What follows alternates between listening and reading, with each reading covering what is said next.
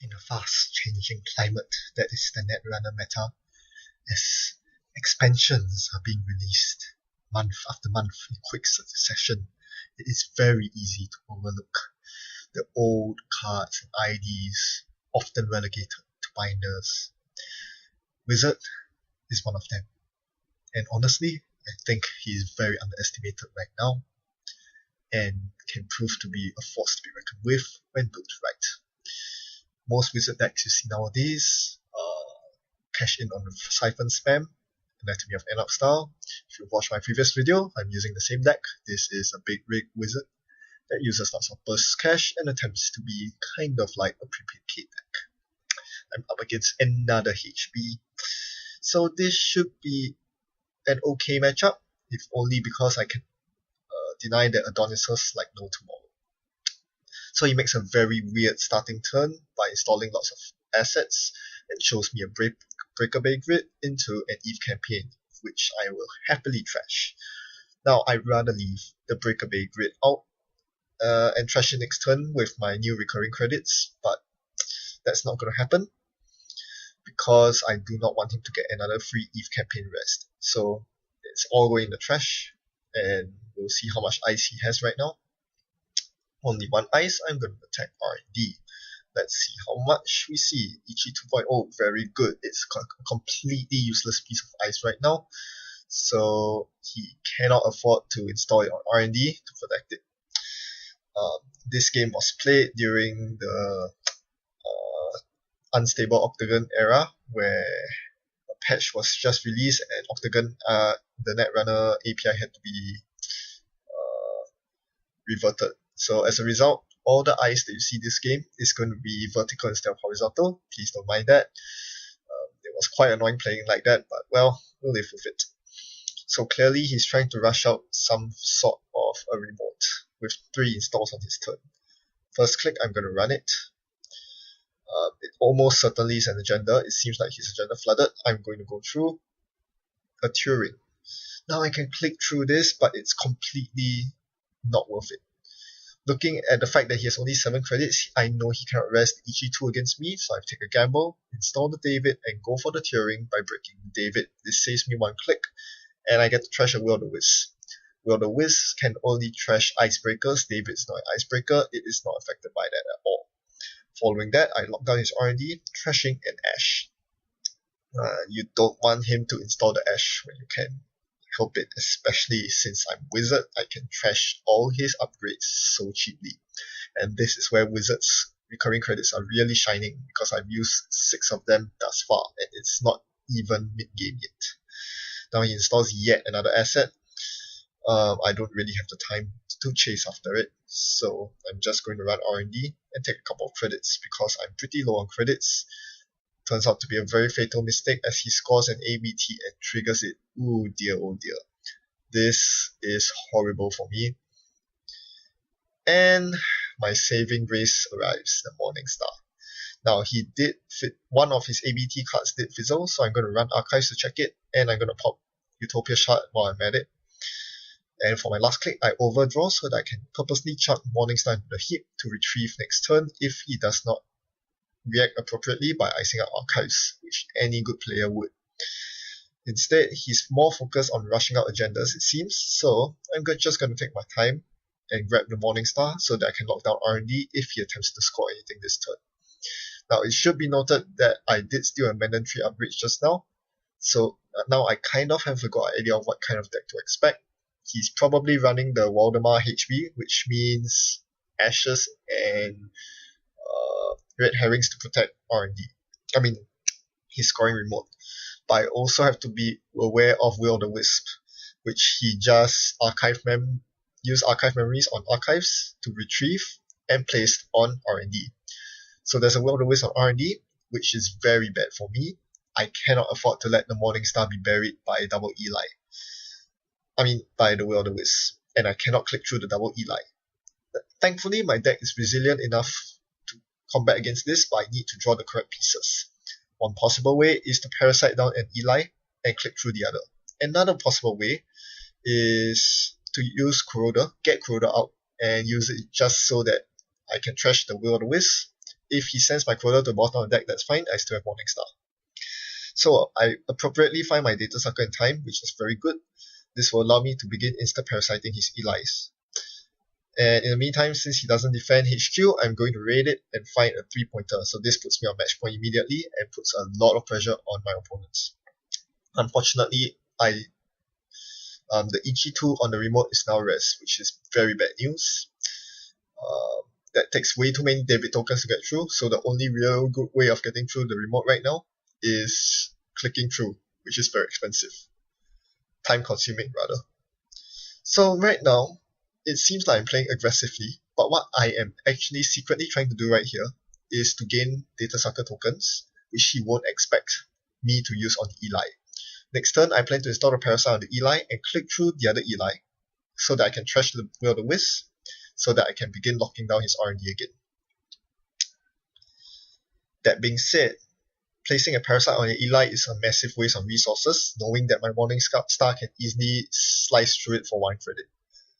And he seems to be getting a remote pretty well set up as well. So instead, I go for the Grimoire, which I actually need now that I look at it, because I did not have enough memory to install the Parasite. So yep, so now that I have 7 memory, I can go follow through with the plan of locking down R&D. Except that now he has a second upgrade on R&D. In that case, I'm going to chase after the remote instead, because seeing that he's running so many the big eyes such as EG2, I need to deny his credits. No question about that. So I'm going to expend my last David token. Nope, I'm going to use the Yogg with the Data Sucker tokens, because obviously I don't want to waste my David tokens. And I see a Caprice Nisei, so he's using Caprice and Ash to defend his mandatory upgrades. This is very dangerous. And of course he wins a side game. So that was a very fruitless run for me. It basically consumed my entire turn and quite a lot of credits to beat the EG2 trace. It's pretty awful losing the trace and letting him get the Eve off. This is where I'm starting to bleed a lot of tempo. I don't really have a reliable way to deal with Caprice right now.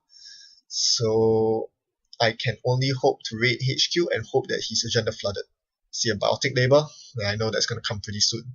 I would really like to lock down his R&D right now because his remote is rock solid. Unfortunately, that Will of the Wisp is staring menacingly at me. I need to get the Parasite up ASAP. But now there's way too many things I need to Parasite down. That Excalibur needs to go. That EG2 needs to go. Do you really want to waste the Parasite on the Eli? I don't think so. But now he's opened up a window for me to run R&D. With 3 credits, he cannot res the Will of the Wisp. So I'm going to break through the Eli. And oh my gosh, this was the biggest mistake I made this entire game. I completely forgot that he was running Breaker Bay Grid. Of course, that was the card, the other upgrade on R&D. Big mistake, and I couldn't take back the fact that I made a successful run. So Morningstar is about to get buried, and I'm going to be locked out of R&D. Oh gosh, yeah, that just happened. So I only have myself to blame here because I did see both Breaker Bay Grid and Will of the Wisp in his deck. I should have saw it coming. I just forgot that that interaction was possible even though he was on 3 credits, insufficient to res the Will, but with Breaker Bay Grid, that changes everything. Now I'm drawing to my legwork, and this is really my last lifeline. If the legwork does not connect, it's game over. So now I'm just waiting for him to draw up cards, and when he has drawn enough cards, I will swoop in for the kill with legwork. In the meantime, I'm going to make good use of my time by killing his very expensive HE2. I make it to the end of the server, I might as well, using up all my debit tokens, and we play the side game. I lose, of course I lose. So he continues getting free money from Eve. At this point, if I were able to kill his Eve, that would be a huge advantage for me, not only because he had to click for more credits, but more importantly, the Caprice will be gone. And knowing that he had already spent an archive memory just to get Will of the Wisp back, that's one less recursion for Caprice available for him. That is really much needed. I need to get rid of that Caprice if I want to have any chance. In the meantime, I'm going to continue running his remotes, and of course he has to sack Jackson. He cannot afford to let me trash it for free. And right now I'm just wondering what I should do. KT seems like a very tempting option here because I've drawn through a lot of my money already, but in actual fact what I do need at this point is some way to get my Morningstar back, to get my Sentry Breaker as well. Or at least a Corroder, because right now I'm completely locked out R&D, and that is where I should be pressuring, especially considering that there's a medium somewhere in my deck. In the meantime, he ices up HQ, which is unfortunate because I actually wanted to swoop in for the legwork next turn. So now I have to take my chances with the legwork. I know that it's now or never. I have to do it before he gets too iced up, but with only one breaker, one main breaker being York on the board, that's very unfortunate. So here I'm just going to Hop Knight onto HQ and perform the legwork, and hope that the outer ice is a Bioroid that I can click through. Nope, it's an IQ at strength 4. Once again, high strength code gates proved to be my undoing. I have a York, but no sucker counters. Oh man, oh man. Maybe I should have waited one more turn, maybe I should have ran Archives first. In any case, I'm in such a bad position right now. That failed legwork is the nail in the coffin. Because if you think about it right now, the moment he top decks any 3-pointer agenda, he can just install Double Advancer in the Caprice remote, and I can't do jack about it because I have no sucker tokens get through Turing, I have no David counters get through Turing, and I can only make one run with Excalibur out.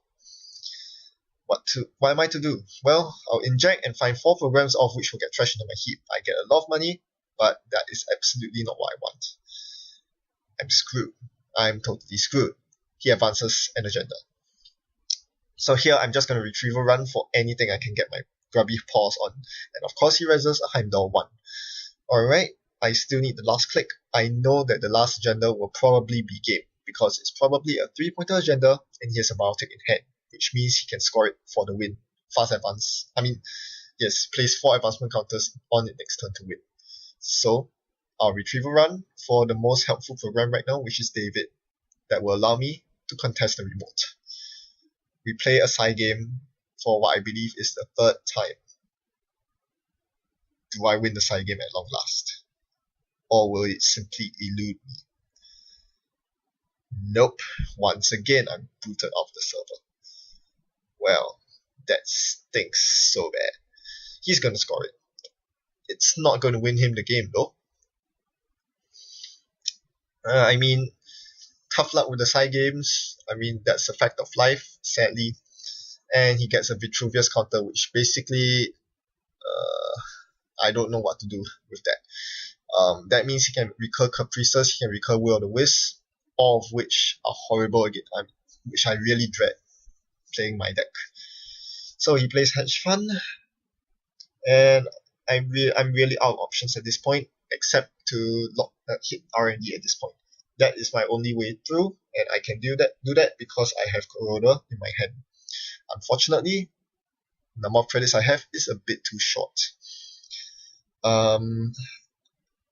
I do have a loaded KT, however. Having loaded KT up the past few turns, it's going to pay off right now, and I definitely need her credits in order to do anything useful this game. Now, opponent, Jackson draws. You can be sure he's full of agendas in hand, but without that crucial legwork, I can't do anything.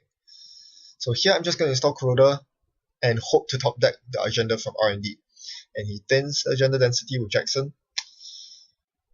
Remember, I'm still on match point, so there's still a chance of me. There's a glimmer of hope, but I need to get really lucky here.